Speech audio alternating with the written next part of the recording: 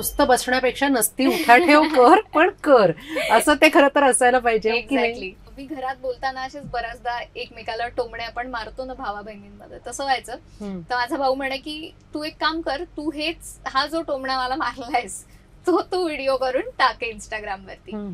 So म्हंटल की ठीक आहे, एकदा करून तरी बघूयात. आणि पहिलाच व्हिडिओ माझा 1 लाखाच्या वर गेला. आणि तेव्हा 1 लाख जाणं म्हणजे I was like what, 1 lakh.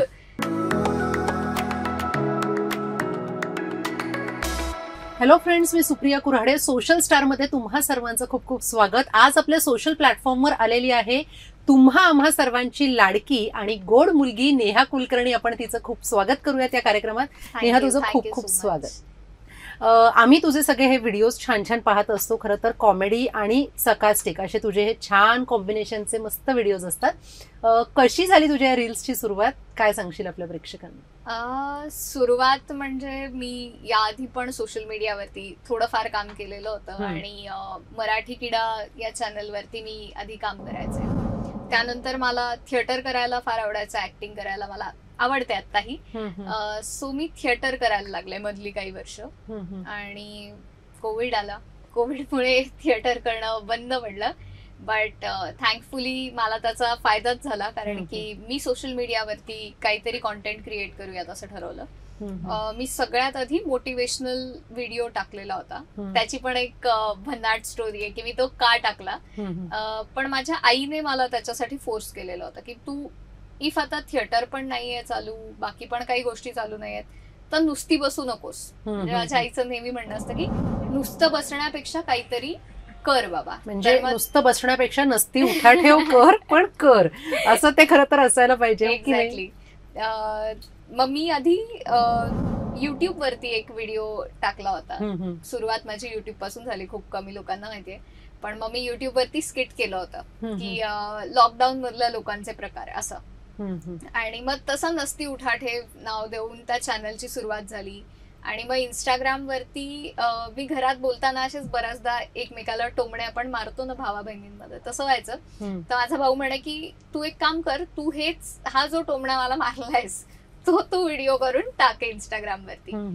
So म्हंटल की ठीक आहे, एकदा करून तरी बघूयात. आणि पहिलाच व्हिडिओ माझा 1 लाखाच्या वर गेला. आणि तेव्हा 1 लाख जाणं म्हणजे I was like what, 1 lakh, हे कसं शक्य आहे. मग म्हटलं की आता इफ जर चालतंय तर मग मी ते कंटिन्यू केलं पाहिजे. मग मी रोज एक व्हिडिओ टाकायला लागले. कोविडचा काळ हा फारच मानसिकरित्या तुम्हाला थकवणारा काळ होता. आणि म्हणजे माणसांची जी गर्दी होती ती कुठेच आपल्याला दिसत नव्हती, पण तरी सुद्धा आपल्याला माणसं हवी होती. आणि त्या काळात हे जास्त जाणवलं, कारण बऱ्याच जणांच्या घरातले लोक गेले. जसं तू आजीला गमावलंस त्या काळामध्ये, तसे लोकांच्या घरं संपली. आणि तो फार डिफिकल्ट काळ होता. त्या ह्याच्यात खरं तर तू हे मोटिवेशनलचे व्हिडिओज टाकले, ते किती छान होतं. म्हणजे मला ते ऐकूनच खूप छान वाटतं. इव्हन असं म्हणजे जर मला कोणी विचारलं की तुला छान वाटणारी गोष्ट काय तुझ्या कामाबद्दल, तरी आय फील की ती हीच असेल की मी फक्त स्वतःला आवडतं म्हणून नाही करत, तर माझ्या गोष्टीतून दुसऱ्याला पण आनंद मिळावा यासाठी मी ते काम करते. आणि अर्थात आता IGTV नाहीये इंस्टाग्राम वरती, ते फीचर काढून टाकलं इंस्टाग्रामनी. आणि रील्स वरती फार लॉंग फॉर्मॅट व्हिडिओज नाही चालत. बरोबर. बट तरी पण मला असं वाटतं की ते नाहीये व्ह्यूज साठी किंवा, पण ते तुला वाटणं हे जास्त छान आहे. म्हणजे या सगळ्या प्रोसेसमध्ये मला हे जास्त प्रकर्षाने जाणवतंय की ते वाटणं जे आहे की कोणासाठी तरी काहीतरी करायचं आहे, आणि ती जबाबदारी आपल्या खांद्यावर घेणं की I am a social influencer. तर मग ते माणसांना कसं इन्फ्लुएन्स होतं, किंवा सोशल ह्याच्यावरचे जे लोक आहेत, जे सामान्य लोक आहेत, त्यांना ते कसं इन्फ्लुएन्स होतं हे जास्त महत्वाचं आहे. पण ती जबाबदारी तू फारच व्यवस्थितरित्या ओळखलीस आणि त्याचा योग्य उपयोग केला. As a digital content creator तुला काय वाटतं की आपल्यावर एक जबाबदारी असते, म्हणजे ही सेड जबाबदारी नसते, ही अनसेड जबाबदारी असते. कुठेतरी प्रत्येक माणसाच्या खांद्यावर एक अनसेड सामाजिक जबाबदारी असते. ती आपण किती योग्य पद्धतीने निभावली पाहिजे, कारण हा जो कंटेंट आहे तो फार भयंकर, म्हणजे सगळ्या जनरेशन्स पर्यंत हा एक्सपोज होत असतो कंटेंट. अशा वेळेला तुला काय वाटतं की हा कंटेंट किती महत्वाचा आहे आणि तो किती योग्य असावा? कसं होतं ना की आपल्याला असं वाटतं की आपण काय फक्त एक व्हिडिओ करतोय 15 सेकंदांचा, पण तो व्हिडिओ बघून किती लोक काय काय वेगळं करू शकतात ह्याचा एकदा विचार करणं फार गरजेचं वाटतं मला. मध्ये काही अशी लोक फेमस झाली होती की जी फक्त शिव्या द्यायची आणि जी अनफॉर्च्युनेटली माझ्या आजी आजोबांच्या वयाची सुद्धा होती. तर मला असं वाटतं की त्या आजी आजोबांना जर कोणी पाहिलं की शिव्या देत आहेत, तर एखादा लहान मुलगा ज्याला आजी आजोबा सांगतात की बाबा तू हे करू नकोस, पण आता आजी आजोबाच शिव्या देतात, तर तो का म्हणजे ना विचार करेल शिवी देताना. तर आय फील की आपल्याला फक्त नंबर्स आणि फक्त फेम आणि फक्त मला 10 लोक ओळखतायत ह्याच्या व्यतिरिक्त मला 10 लोक का ओळखतायत आणि माझे व्हिडिओ बघून ती लोक काय करू शकतात हे जाणून घेणं महत्वाचं आहे. म्हणजे आज मला माहितीये की माझा व्हिडिओ जर कोणी पाहिलाय तर तो माणूस जाऊन शिव्या देतोय किंवा कोणाच्या आयुष्यात काही चुकीचं करतोय किंवा कोणाला काही कमेंट करतोय हे त्याचे विचार त्याच्यातून प्रवृत्त नाहीत होणार. त्याला म्हणजे विचार येताना त्याला हेच वाटेल की बाबा ठीक आहे चला आपण काहीतरी चांगलं करूयात. आणि आय फील की प्रत्येकाचे व्हिडिओ बघून हा थॉटच माणसाला यायला पाहिजे की काहीतरी आपण बाबा चांगलं करूयात. तू तुझ्या व्हिडिओज मधून ना नेहमी एक विचार मांडत असतेस आणि तो विचार फार स्पष्ट दिसतो त्या तुझ्या व्हिडिओज मध्ये. म्हणजे त्याला एक कॉमेडी टच असतो, एक सरकास्टिक टच असतो, पण तुला जे म्हणायचं असतं ते फार स्पष्टपणे आणि छान वेगळ्या पद्धतीने तू मांडतेस. तर हे कसं तुला सुचलं किंवा हे मग कसं करावं असं वाटलं? मला असं वाटतं की आपण फार जर कोणाला हे करा ते करा किंवा प्रवचनबाजी आपण जर केली तर ती लोकांना बघायला नाही आवडत. राईट.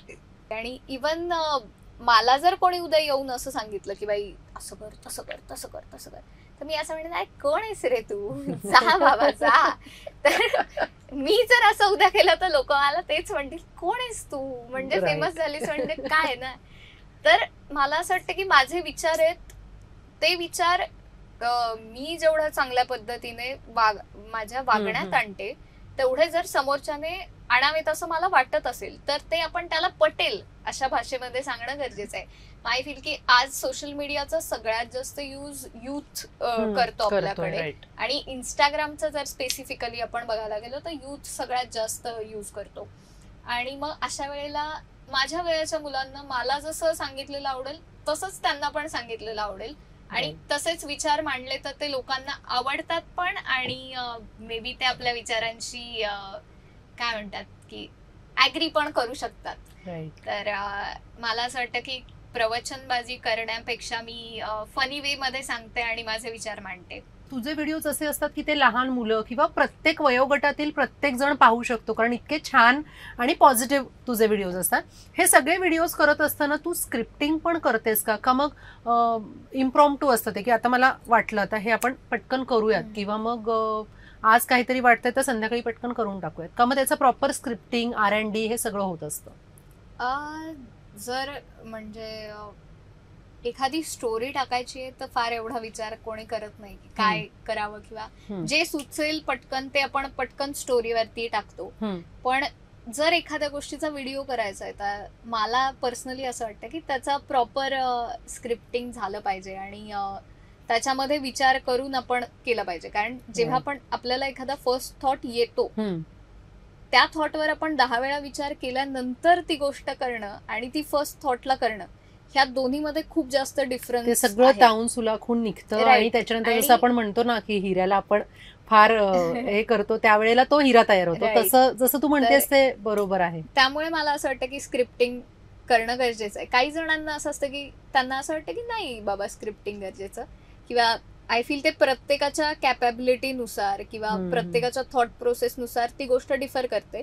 पण माझ्या केसमध्ये मला असं वाटतं की मी प्रॉपर त्याचा थोडं स्क्रिप्टिंग करून रील जरी असेल 15 सेकंदाचा तरी पण मग मला असं वाटतं की मे बी आपण कुठेतरी पंच काढू शकू किंवा मे बी आपण काहीतरी वेगळं करू शकू, तर मी त्याच्यावरती थोडा विचार करणं प्रिफर. या ज्या मॉर्निंग मोटिवेशनच्या ज्या तू गोष्टी स्पेशली त्याच्यामध्ये ज्या सांगतेस मग त्या तू R&D केलेल्या असतात, कुठे वाचलेल्या असतात का मग कसं असतं? सो आतापर्यंत मी ज्या गोष्टी सांगितलेल्या होत्या त्या बऱ्यापैकी मला असं व्हायचं की मी कुठे वाचलेल्या आहेत किंवा मी शोधून काढल्या आहेत. नेटवरती आजकाल सगळंच मिळतं, सो गोष्टी मिळणं काही अवघड गोष्ट नाहीये. तर मी काही शोधून काढलेल्या आहेत आणि माझ्या फॉलोअर्स मध्ये पण इतकी छान लोक आहेत सगळी, ते मला ना बरोबर ही गोष्ट तू सांग ही सगळ्यांना चांगली वाटेल आणि उपयोग होईल असं करून मला गोष्टी पाठवणारी लोक सुद्धा आहेत माझ्या फॉलोईंग मध्ये. तर आजपर्यंत असं कधी नाही झालं की गोष्टी नाही आहेत म्हणून व्हिडिओ नाही झाला. आणि आता अर्थात काळानुसार थोडं माणसाने स्वतः पण अपग्रेड व्हायला पाहिजे. सो मी स्वतः मध्ये एक बदल केलाय, तो म्हणजे वाचन मी वाढवलंय. याआधी मला नाही वाटायचं की मी वाचेन किंवा फार असं काही करेन, पण आरजे सोहमने मला खूप त्या गोष्टीसाठी फोर्स केला की तू वाचलं पाहिजेस यार, तू वाच वाच वाच. आणि असं करत करत 1 वर्ष घालवलं मी एक पुस्तक वाचायला. बट देन जेव्हा ते पहिलं पुस्तक मी वाचलं त्यानंतर आता मी 6वं पुस्तक वाचतेय 4थ्या महिन्यात. तर आय फील की स्वतःला पण छान वाटतं, स्वतःमध्ये काहीतरी प्रोग्रेस झालीये किंवा आपण स्वतःला अपग्रेड केलं. 4 गोष्टी त्या पुस्तकाच्या मार्फत, तिथली भाषा, तिथले विचार, हे सगळं आपल्याला कळत जातं. आणि मी जी पुस्तकं वाचली त्याच्यामधून पण मला अशा खूप गोष्टी सापडल्या की अरे यार, हे आपण लोकांना सांगूयात, हे खूप मस्त वाटेल. आणि मला माहितीये की प्रत्येक जण वाचणं प्रिफर नाही करत. आणि आय फील की ते जे नॉलेज आहे ते फक्त माझ्यापर्यंत नको राहायला, ते आपण सगळ्यांना सांगूयात. मग मे बी कोणी सिरियसली ऐकेल, कोणी नाही ऐकणार, पण कानावर पडेल ते लोकांच्या. एकाने जरी ते ऐकलं नीट आणि त्याचा फायदा झाला तरी आय फील की चांगलं आहे. म्हणजे ही थॉट प्रोसेसच तुझी फार सुंदर आहे. तेव्हा मी मगाशी जेव्हा इंट्रोत म्हटलं एक गोड मुलगी आली आहे, तर ते अगदी ऍप्टली तुला, तुझ्या पर्सनॅलिटीला ते जातं की अतिशय गोड मुलगी आहे नेहा. तू खरं तर नाटक केलेलं आहेस, म्हणजे पूर्ण नाटकाची बॅकग्राऊंड आहे, थिएटर करत होतीस. मग हे सगळं केल्यामुळे कुठेतरी हे जे इम्प्रोव्हायझेशन्स आहेत, रील्स करणं, आणि हे तुला जरा सोपं जातं का? असं नाही म्हणता येणार, कारण की थिएटर आणि स्क्रीन ह्या 2 गोष्टी फार वेगळ्या आहेत. आज पण असं कधी कधी होतं की मी काहीतरी करायला जाते आणि मग ते स्क्रीनवर फारच ओव्हर होतं, पण मी तेच जर नाटकात केलं तर ते बाप होईल. की हे भारी केलं हिने, पण तेच स्क्रीनवर केलं तर मग असं होतं की यार हे थोडं ओव्हर हो गया. मग मला बऱ्याचदा अशा सुरुवातीला कमेंट्स पण आल्या की ओव्हर ऍक्टिंग के 50 रुपये काट वगैरे. मी त्यांना रिप्लाय करायचे 50 नाही 100 काटले भाई. क्या बात आहे. ह्याच्यात पण तू कुठेतरी पॉझिटिव्हलीच घेत होतीस त्या कमेंट. तर म्हणजे ठीक आहे, मला असं वाटतं की काही गोष्टींचा आपला म्हणजे एवढ्या सवयीत गेलेल्या असतात त्या गोष्टी की त्या बदलायला पण वेळ लागतो. म्हणजे अजून पण मला लक्षात घेऊन करावं लागते कोणतीही गोष्ट की हे मी नाही करत आहे हे लाईव्ह परफॉर्म. तर मी इथे जर खूप एक्सप्रेशन्स दिले तर ते ओव्हर वाटणार आहे, कारण कॅमेऱ्यामध्ये मायनर एक्सप्रेशन पण पकडलं जातं. सो मग सोपं जातं का, तर सुचण्याच्या बाबतीत जर म्हंटलो आपण तर अर्थात मला थोडासा फायदा होतो त्याचा, पण जर करण्याच्या बाबतीत म्हटलं तर दोन्ही खूप वेगळ्या गोष्टी आहेत. आणि त्यामुळे सारखं नाही म्हणता येणार फायदा होतो का म्हटलं तर येस, थोडा होतो मला फायदा. काही गोष्टींमध्ये होतो आणि काही गोष्टींमध्ये तोटा पण होतो. सो ते थोडं बॅलन्स करावं लागतात 2 गोष्टी. पण याचं भान असायलाच पाहिजे, कारण नाटक, स्क्रीन, फिल्म हे सगळे वेगवेगळे माध्यम आहेत, हे सगळं वेगवेगळं आहे. आणि जसं तू म्हणालीस की काही आपण जे रील्स पाहतो त्याच्यामध्ये खूप ऍक्टिंग किंवा खूप जास्त ते प्रेझेंटेशन असतं आणि ते दिसायला पण लाऊड दिसतं, तर खूप जास्त नॅचरल ठेवणं हे पण खूप गरजेचं आहे. डिजिटल कंटेंट क्रिएटर याच्याकडे तू बाय प्रोफेशन कसं पाहतेस? आय फील आता फक्त म्हणजे सोशल मीडियामध्येच नाही तर प्रत्येक क्षेत्रामध्ये खूप वेगवेगळे करिअर ऑप्शन्स यायला लागलेत. आणि जसे ते करिअर ऑप्शन्स अजून लोकांना माहिती नाहीयेत, तसा हा पण एक करिअर ऑप्शन अजून लोकांना माहिती नाहीये. आणि फार मला वाटत नाही की वाईडली एक्सेप्टेड असा करिअर ऑप्शन हा असू शकतो लोकांसाठी, कारण अर्थात याचे जसे फायदे आहेत तसे काही प्रोज अँड कॉन्स आपण म्हणतो ना, तर ती गोष्ट आहे. यामध्ये स्टेबिलिटी येणं ही खूप अवघड गोष्ट आहे नाही म्हणलं तरी, कारण दर दिवसाला आज नवीन क्रिएटर येतो, दर दिवसाला कोणीतरी आधीपेक्षाच्या भारी काहीतरी करून जातं. सो करिअर ऑप्शन म्हणून जर आपण त्याच्याकडे बघत असू तर अर्थात हे प्रोज आणि कॉन्स दोन्ही लक्षात घेणं तेवढंच गरजेचं आहे. पण डेफिनेटली हा करिअर ऑप्शन असू शकतो आणि आता जस्ट सुरुवात झाली आहे, याच्या पुढे जाऊन अजून हा खूप वाईडली ओपन होणारा स्पेस आहे. आत्ताशी जस्ट दरवाजा उघडलाय, आता आतमध्ये काय काय काय आहे. आहे हे अजून लोकांना माहिती नाहीये. सो खूप चांगला ऑप्शन आहे हा, आणि फक्त लोकांनी तो प्रोज आणि कॉन्स लक्षात घेऊन यात एंटर करावं. कारण की कसं होतं ना, बऱ्याचदा फेम मिळतो माणसाला, पण फक्त फेम वरती नाही चालत लाईफ. त्याच्यासोबत एका महिन्यात जर तुम्हाला 3 लाख मिळतात आणि पुढचे जर 4 महिने तुम्हाला ब्रँडच नाही मिळाला, तर मग हा विचार करून त्यामध्ये आत शिरणं गरजेचं आहे. आणि आय फील तेच की ऑप्शन म्हणून बघितलंच पाहिजे याच्याकडे, कारण हा खूप वाईडली ओपन होणार आहे स्पेस. पण त्याचा विचार पण करून घुसलं पाहिजे. बरोबर. ज्या वेळेला सुरुवातीला तू रील्स टाकायला लागलीस त्यावेळेला तुझे फॉलोअर्स किती होते? कारण आता बऱ्यापैकी छान फॉलोअर्स आहेत, 2.25 लाखाच्या वर तुझे फॉलोअर्सचा तो टप्पा तू गाठलेला आहेस. मग तेव्हा किती होते फॉलोअर्स, आणि मग ही सगळी प्रोसेस कशी होती? कारण ही खूप पेशन्स तुमची टेस्ट करणारी ही प्रोसेस असते सगळी. आय रिमेंबर मी पहिला व्हिडिओ टाकला होता तेव्हा माझे 1,500 की 2,000 फॉलोअर्स होते. आणि पहिला व्हिडिओ माझा खूपच चांगला चालला, आणि माझे काही मित्र मैत्रिणी माझ्याहून जास्त एक्साइटेड होते की यार हे आता चालतंय, आता तर म्हणजे झालं.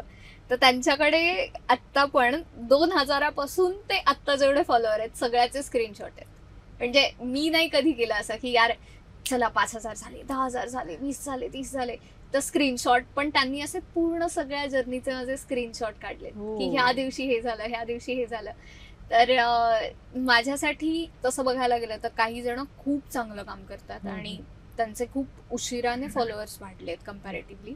पण कोविडच्या काळामध्ये मला तो एक जो बूम मिळाला आणि माझे व्हिडिओज जे शेअर झाले, त्यामुळे माझे 38 डेज मध्ये I feel, I don't remember आता नीट, पण 38 डेज मध्ये माझे 100K झाले होते. म्हणजे हा खूप मोठा टप्पा फटक्यात असा लवकर माझ्या म्हणजे बाय गॉड्स ग्रेस म्हणेन आणि लोकांच्या प्रेमामुळे ते इतका गोड विचार करतेस तर बाय गॉड्स ग्रेस ऑफकोर्स ते होणारच आहे. व्हिडिओज टाकण्यामध्ये किती सातत्य हवं? कारण आता जसं तू म्हणालीस की तुला काही सुचत नव्हतं किंवा तुला असं वाटलं तर थोडंसं थांबावं, एक छोटासा पॉज घ्यावा, मग आता काही सुचतच नाही तर काहीतरी उगाच काहीतरी टाकण्यापेक्षा आपण थोडं थांबावं. पण मग ह्याच्यात किती सातत्य पाहिजे? जर तुम्ही नाही टाकला तर मग तुमचे फॉलोअर्स कमी होतात का? मग ते काय अल्गोरिदम असतं? म्हणजे पॉसिबिलिटी नाकारता येतच नाही.